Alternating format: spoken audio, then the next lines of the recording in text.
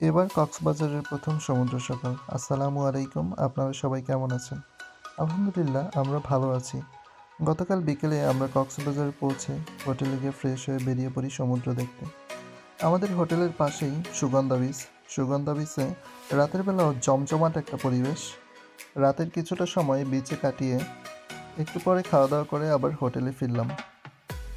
খুব ভোরে সূর্য ওঠার আগে ঘুম থেকে উঠে রেডি হয়ে বেরিয়ে পড়ি সমুদ্র দেখতে।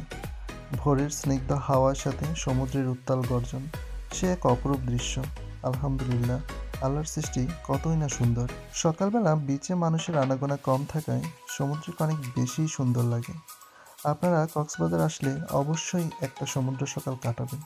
বিচে এসেই দুজন পানিতে পা ভিজিয়ে আর দৌড়াদৌড়ি করে মিষ্টি কিছু সময় কাটালাম।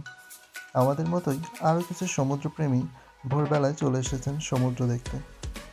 কক্সবাজারের আসল সৌন্দর্য উপভোগ করতে চাইলে আপনারা ছুটির দিনগুলো ব্যতীত অন্য দিনগুলোতে আসার চেষ্টা করবেন। আলহামদুলিল্লাহ, আজকে সকালের ভিউটা অনেক সুন্দর ছিল। চারিদিকে নিরিবিলি আর মনোরম পরিবেশ। আমার মতে কক্সবাজারের কলাতলি, সুগন্ধা আর লাবণী বিচের মাঝে এই সুগন্ধা বিচটাই সবচেয়ে বেশি সুন্দর।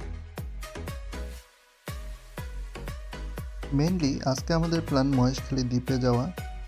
এখান থেকে গিয়ে সকালের নাস্তা করে আমরা রওনা দিব মহেশখালী দ্বীপের উদ্দেশ্যে। এর পরবর্তী ভিডিওতে থাকবে মহেশখালী গিয়ে কোথায় কোথায় গেলাম, কোথায় কোথায় ঘুরলাম। সে পর্যন্ত সবাই সঙ্গেই থাকুন। ধন্যবাদ সবাইকে।